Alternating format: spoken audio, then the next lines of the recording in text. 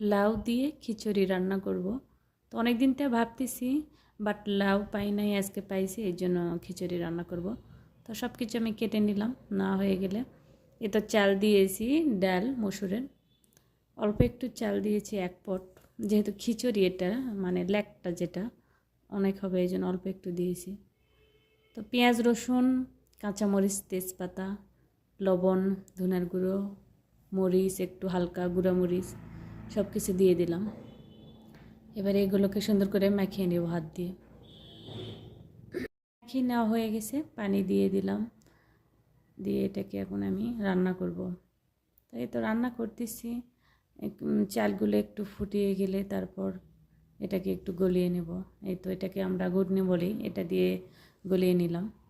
তো দেখতে দেখতে আমার রান্নাটা হয়ে গেল, খিচুড়ি রান্না। কেমন লাগছে অবশ্যই জানাবেন সবাই।